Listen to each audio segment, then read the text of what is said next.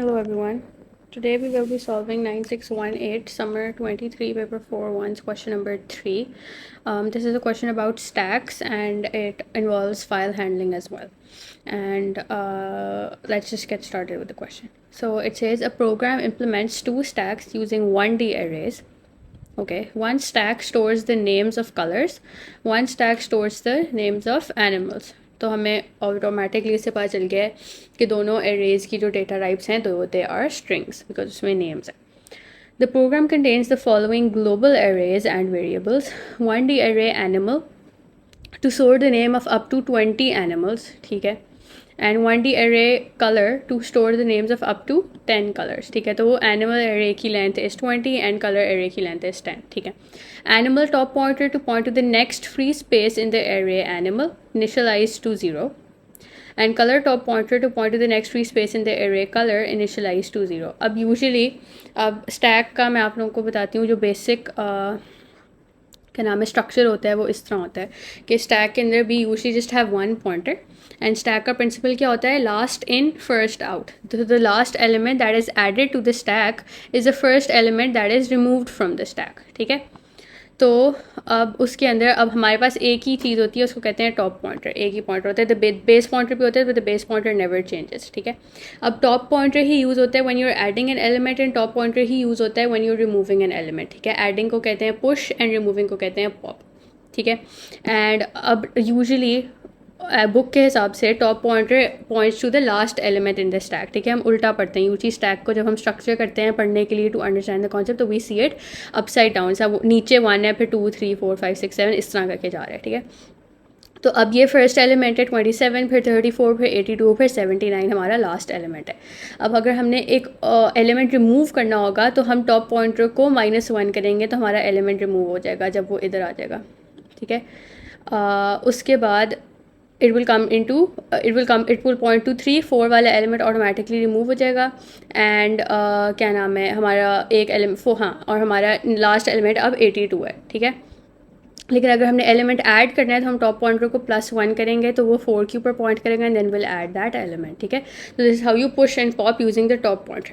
But in our question it says के top pointer points to the दोनों के top pointer points to the next free space in the array animal and colour, ठीक है, initialise to 0, ठीक है. अब इसका मतलब ये है कि वो लास्ट एलिमेंट को पॉइंट नहीं कर रहा, वो उससे ऊपर नेक्स्ट फ्री स्पेस को पॉइंट करे. तो हमारी जो एरे होगी उसके अंदर टॉप पॉइंटर अगर फॉर एग्जांपल ये सिचुएशन है तो हमारा टॉप पॉइंटर 5 पे होगा. तो जब हमने एलिमेंट ऐड करना होगा तो हम टॉप पॉइंटर की वैल्यू पे एलिमेंट ऐड की इंडेक्स पे एलिमेंट ऐड करेंगे एंड फिर उसको +1 करेंगे so then it points to the next space, ठीक है. एंड अगर रिमूव करना होगा तो हम बस उसको -1 कर देंगे जिसना अगर हमारा टॉप पॉइंटर फिलहाल 5 पे होगा ना considering the question that we have because it's suppose to point to the next free space. तो जब हम उसको -1 करेंगे 4 पे आ जाएगा और 4 पे एलिमेंट हम रिमूव करा देंगे तो वो और फिर वो नेक्स्ट फ्री स्पेस बन जाएगी. तो यहाँ पे एलिमेंट रिमूव हो चुका होगा and this will become our next free space, ठीक है. So we also did a similar question like this before and क्या नाम है उसके अंदर भी यही कॉन्सेप्ट था कि उन्होंने कहा हुआ था कि top pointer points to the next free space, ठीक है. So this is how it's gonna work. Okay so अब हमने समझ लिया है कि स्टैक का सिस्टम कैसे काम करता है. Now we just gonna write program code to declare the global arrays in variable. अब हम बस डिक्लेयर करना है तो पहले तो हम ऑब्वियसली लिखेंगे कि सारे ग्लोबल हैं. Global animal, global colour, global animal top point,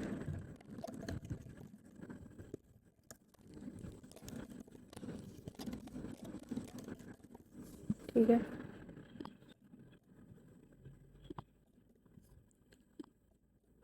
चलो ये हमारा चारों चीज़ें हो गई. अब हमने एनिमल को करना है.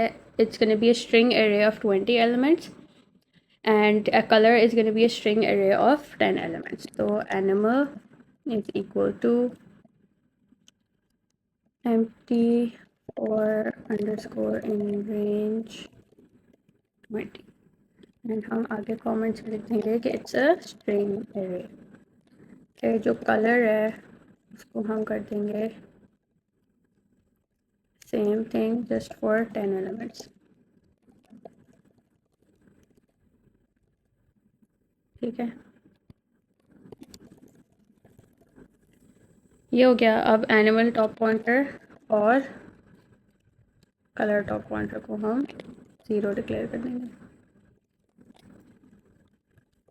चलो ये हमारे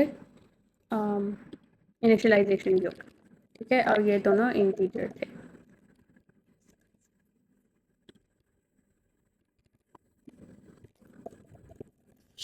ओके, अब बी पार्ट में से study the pseudo code function push animal, which means push means adding an element. अब ये एनिमल एरे में प्रॉब्ली हम लोग एक एलिमेंट ऐड करें, तो ठीक है, पुश एनिमल है, उसके अंदर हमने एक पैरामीटर पास किया data to push, is probably gonna be the animal name जो हमने एरे में डालना है, ठीक है। रिटर्न्स बूलियन, ठीक है, वो ट्रू और फॉल्स रिटर्न करेगा if the element is added और इफ इट्स नॉट एडेड, ठीक है। एक लाइन से हमें काफ़ी कुछ पता चल गया, ठीक है।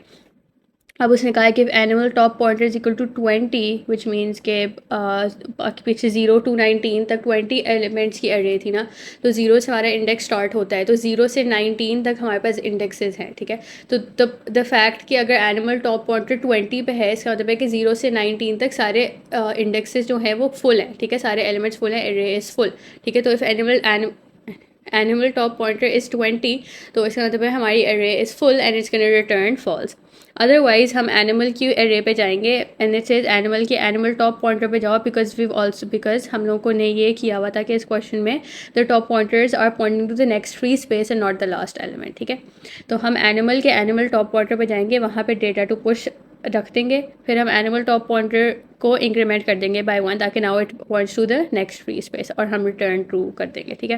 This is a very basic function which is why it's 3 marks, और उन्होंने हमें सूडो कोड भी दिया हुआ है। सो let's just write the code. तो it says push animal and इसका पैरामीटर था data to push, ठीक है। इसमें हमें दो ग्लोबल वेरिएबल्स चाहिए, एक एनिमल वाली एरे और एक एनिमल टॉप पॉइंटर, ठीक है। तो हमें चाहिए global animal and global animal top pointer. तो हमारी फर्स्ट कंडीशन थी कि if animal top pointer is equal to 20, तो रिटर्न कर दो फॉल्स।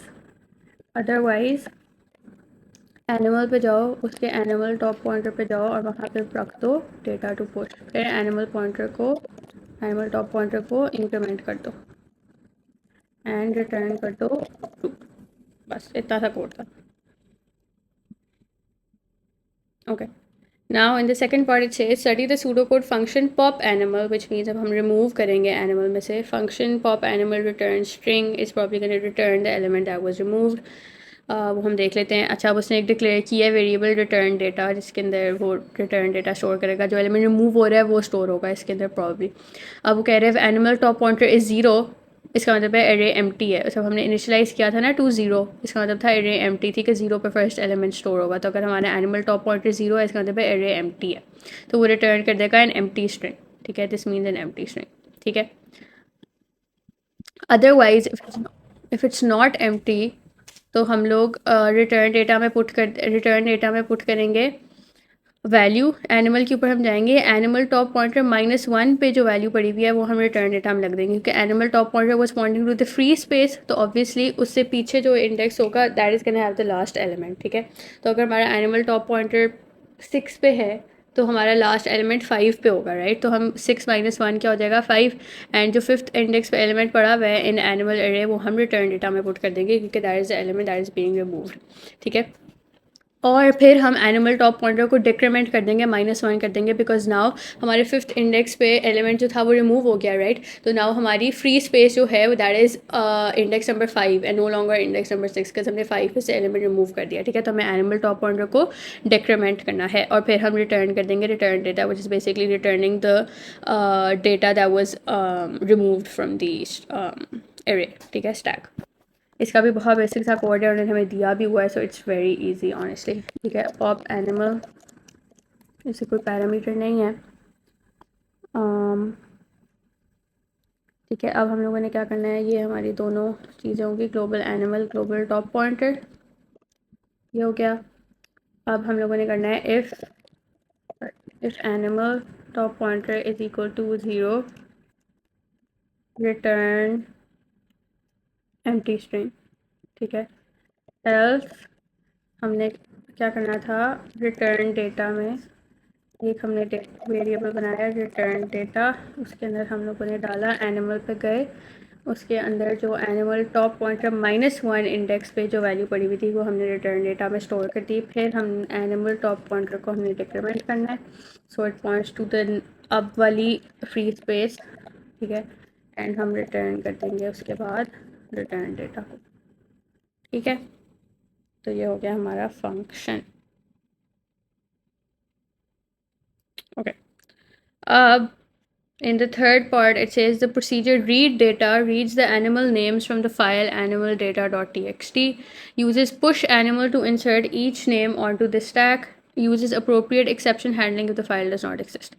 तो हम लोगों ने basically file animal names read करने from our file animaldata.txt and we are gonna push it into the array animal जब तक फाइल एंड नहीं होती। अब उन्होंने हमें नहीं बताया हुआ कि एनिमल डेटा में कितने एनिमल्स हैं, कितने एनिमल नेम्स हैं, ठीक है, लेकिन हमें ये पता है कि हमारी एरे का साइज़ 20 है, बट वी डोंट नो अगर animal data dot T x T के अंदर 20 एनिमल्स हैं कि नहीं हैं, ठीक है।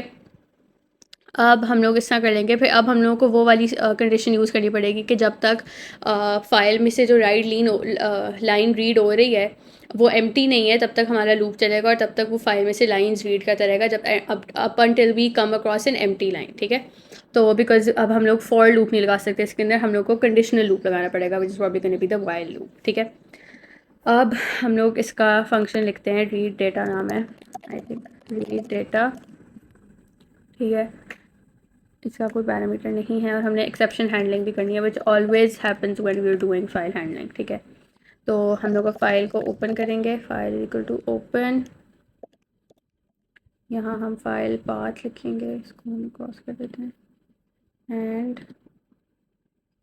एनिमल डेटा चाहिए हमें, तो इसका हम फाइल पाथ हमने कॉपी कर दिया है, एंड अब हम नाम लिखेंगे which was animal data dot txt, ठीक है, and we are opening it for read, हो गया।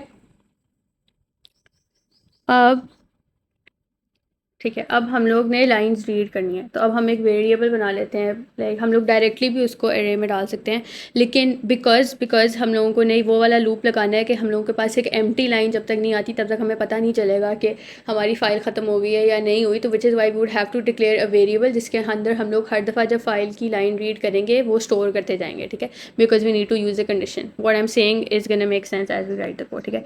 तो हमें एक वेरिएबल बनाते हैं नेम, उसके अंदर हम लोग लाइन स्टोर करते हैं, जो पहली लाइन फॉर एग्जाम्पल हमने रीड की file dot read line dot script से, ठीक है, हमने पहली लाइन रीड की। अब हम कंडीशन लगाएंगे कि while name is not equal to an empty string, फिर आप पुश एनिमल को कॉल करो और इसके अंदर नेम सेंड कर दो, उसके बाद आप नेक्स्ट लाइन जो है उसको नेम में डाल दो, इसी को कॉपी कर लेते हैं, अब वो नेक्स्ट लाइन रीड करेगा। पुश एनिमल हो गया, नाम चला गया उसके अंदर एरे के अंदर, ठीक है। अब वो नेक्स्ट लाइन रीड करेगा, ठीक है, लूप के अंदर ही, ठीक है। अब उसने लूप के अंदर सेकंड लाइन रीड की है, फिर वो लूप को वापस चेक करेगा, लूप की कंडीशन में जाएगा कि वो नेम के अंदर एम्प्टी स्ट्रिंग तो नहीं है, अगर एम्प्टी स्ट्रिंग नहीं है तो फिर वो सॉरी नाम को जो है एनिमल वाली एरे में पुश कर देगा, and then is gonna again read the next line and then this is gonna continue till we come across an empty line, ठीक है।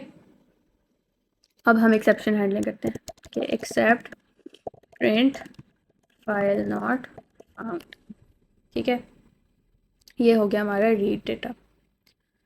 अब fourth part में says the function push color performs the same actions as push animal but inserts item into color. The function pop color performs the same actions as pop animal but removes the next item from color. अब हम लोगों ने basically push animal का जो भी code था उसको हमने पुश कलर के लिए लिख देना है, एंड पॉप एनिमल का जो भी कोड था उसको हमने पॉप कलर के लिए लिख देना है with the array colour and not the array animal, ठीक है। तो हम लोग बस क्या करते हैं, इसको हम लोग कॉपी कर देते हैं विच इज़ ईजियर, और हम बस सारा कुछ चेंज कर देते हैं कि यहाँ पे हम लोगों ने लिखना है ग्लोबल कलर, ठीक है,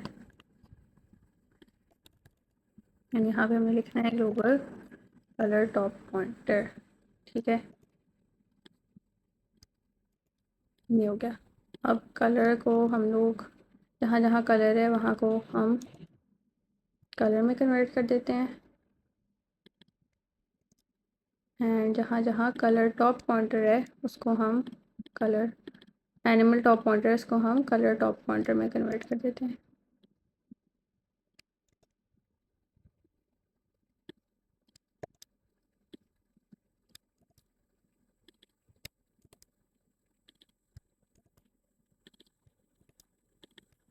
ये ठीक है। अब इसमें वो क्या करेगा, पुश कलर करना है हमने इसका नाम, एंड इसका नाम है पॉप कलर, ठीक है। अब this is literally the same thing that we did for push animal and push and pop animal. इसके अंदर अब उसने कलर वाली एरे के अंदर कलर टॉप पॉइंटर को यूज़ करके सेम काम किया है, बट आई थिंक हमारे कलर वाली जो एरे थी उसके अंदर 10 एलिमेंट्स थे, तो इसको हमने 10 करना है, नॉट 20, ठीक है। अब उसने वही किया है कि कलर टॉप पॉइंटर वाले इंडेक्स पे कलर पे वो किया है, कलर टॉप पॉइंटर वाले इंडेक्स में उसके डेटा डाल दिया है, उसने कलर टॉप पॉइंटर होने दिया था यहाँ पे, कलर टॉप पॉइंटर में कलर और को इंक्रीमेंट कर दिया, यहाँ पे भी उसने यही करना है, तो मैंने लिटरली बस कॉपी पेस्ट किया।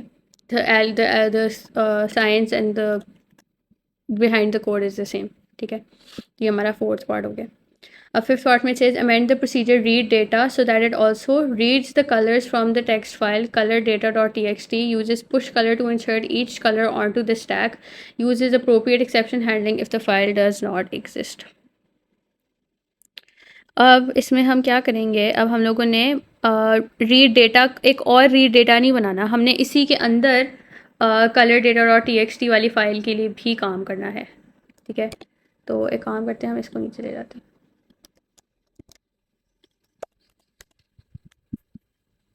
ताकि सारे पुश और पॉप वाले फंक्शंस ऊपर आ जाएं एंड रीड डेटा वाले नीचे आ जाए। अब हम लोगों ने ये एग्जैक्ट चीज़ करनी है फॉर जो हमने ये वाला पार्ट किया है, now we gonna do it for the colour data dot T x t वाली file and for the colour array, ठीक है। तो हम लोग लिखते हैं न्यू फाइल है हमारी, उसको हम ओपन करेंगे, का नाम था colour data dot T x T, हमने कॉपी किया slash colour data dot T x T और रीड, ठीक है। फिर हमने नाम स्टोर किया कलर में, file dot read line dot step, I am literally just copy pasting the code जो मैंने ऊपर लिखा है, but I am just doing it for colour, while colour is not equal to empty, और push colour को call करो, उसमें भेज दो कलर एंड दूसरी लाइन रीड करो, ये भी हो गया, ठीक है। एंड फिर अब हमने एक्सेप्शन हैंडलिंग करनी है, right, except print file not found, ठीक है। तो ये हमारा, ऊप्स हमने यहाँ न्यू फाइल लिखा है, अच्छा, ये हमारा ये हो गया हमारा read data for colour data dot T x T, ठीक है। The procedure output item pops the next item from both animal and color, outputs the color and animal on one line, for example black horse। अच्छा, अब इसमें वो कर क्या रहा है, अब आउटपुट आइटम एक प्रोसीजर है जो कि pop animal and pop colour को कॉल करेगा। अब पॉप एनिमल पॉप कलर दोनों में हमारी रिटर्न वैल्यू क्या थी, the animal and the colour that is removed. Return data में देखो, रिटर्न डेटा पॉप कलर में भी रिटर्न हो रहा है एंड पॉप एनिमल में भी हो रहा है। अब वो ये कह रहे हैं कि दोनों का रिटर्न डेटा जो है उसको एक लाइन पर प्रिंट कर दो, जैसा ब्लैक हॉर्स, ठीक है, पहले कलर है I guess and then animal है, ठीक है। If there is no data in colour the animal is pushed back into on to animal and no color is output. If there is no data in animal, the color is pushed back onto color and no animal is output. Okay, तो इस basically means कि अगर colour वाली array empty है और animal वाली array empty नहीं थी तो नो कलर आउटपुट कर दो और एनिमल को वापस पुश कर दो। एंड अगर एनिमल वाली एरे एम्प्टी थी लेकिन कलर वाली एरे एम्प्टी नहीं थी तो कलर को वापस पुश कर दो एरे में एंड नो एनिमल आउटपुट कर दो, विच इज़ नॉट हार्ड। ठीक है, इसका सिर्फ कोड थोड़ा सा ट्रिकी होगा, स्टेप बाय स्टेप चलना होगा। तो पहले हम लोग इन बुलेट्स को डील करते हैं। तो हम लोग स्टार्ट करते हैं लिखना डिफाइन आउटपुट आइटम। ठीक है, अब हम लोग जो रिमूव हुआ है, अब दोनों से हमें रिटर्न डेटा आ रहा है, तो अब हम लोग लिखते हैं एनिमल। अब हम लोग दोनों के रिटर्न डेटा को ज़ाहिर है हमने स्टोर करना है। जो जो एलिमेंट रिमूव होगा एनिमल से उसको भी हमने स्टोर करना है, जो कलर रिमूव होगा कलर एरे में से उसको भी हमने स्टोर करना है। ठीक है, क्योंकि हम लोगों ने बाद में उसको प्रिंट करना है। ठीक है, तो हम लोग लिखते हैं कि एनिमल के अंदर स्टोर कर दो पॉप एनिमल से जो डेटा आता है, एंड कलर के अंदर स्टोर कर दो पॉप कलर से जो डेटा आता है। ठीक है, इसके बाद ठीक है, अब इसके अंदर हमारे पास आसानी एक ये है कि अब देखो हम लोगों ने ऑलरेडी जो हमारे पॉप वाले प्रोसीजर्स फंक्शंस थे उसके अंदर हमने ऑलरेडी ये चीज़ लिखी हुई थी कि अगर हमारी एरेज एम्प्टी हैं, अगर कलर एरे एम्प्टी थी which means colour top pointer 0 था तो एम्प्टी स्ट्रिंग रिटर्न कर दो। तो हमें पॉप वाले फंक्शंस की रिटर्न वैल्यू से ही पता चल जाएगा कि हमारी स्ट्रिंग एम्प्टी थी या नहीं थी। ठीक है, तो हम लोग अब एक कंडीशन लगाते हैं कि if animal is equal to empty, तो फिर पुश कलर को कॉल करो एंड कलर को वापस पुश कर दो। ठीक है, और प्रिंट क्या करना था हमने, नो एनिमल। अदरवाइज अगर कलर जो है वो एम्प्टी था, उसने एम्प्टी स्ट्रिंग रिटर्न की थी पॉप कलर ने, तो पुश एनिमल को कॉल करो एंड एनिमल में जो हमने एलिमेंट रिमूव किया था उसको वापस पुश कर दो और प्रिंट कर दो नो कलर। ठीक है, ये हमने काम किया है जो इसने हमें यहाँ कहा था। ये वाले दो बुलेट्स हमने यहाँ डील किए हैं। अगर एनिमल से हमें एम्प्टी स्ट्रिंग आई थी इसका मतलब था कि एनिमल एम्प्टी थी, तो पुश कलर में कलर वापस पुश कर दो और प्रिंट कर दो नो एनिमल। ठीक है, और अगर कलर एम्प्टी था तो पुश एनिमल को कॉल करके एनिमल वापस पुश कर दो एंड प्रिंट कर दो नो कलर। हमने ये दोनों काम कर लिए, ये भी कर लिया। और हमारा, और अगर ये दोनों चीज़ें नहीं थी तो हम लोगों ने क्या करना था, प्रिंट करना था, पहले कलर प्रिंट करना था और फिर एनिमल प्रिंट करना था, जिस तरह ये ब्लैक हॉर्स उसने प्रिंट किया था। ठीक है, तो ये हो गया हमारा आउटपुट आइटम वाला प्रोसीजर। अब the main program calls the procedure read data calls output item 4 times. ठीक है, write program code for the main program and फिर test your program, take a screenshot of the output. अब हम लोगों ने read data call करना है, ये हमारा मेन प्रोग्राम है।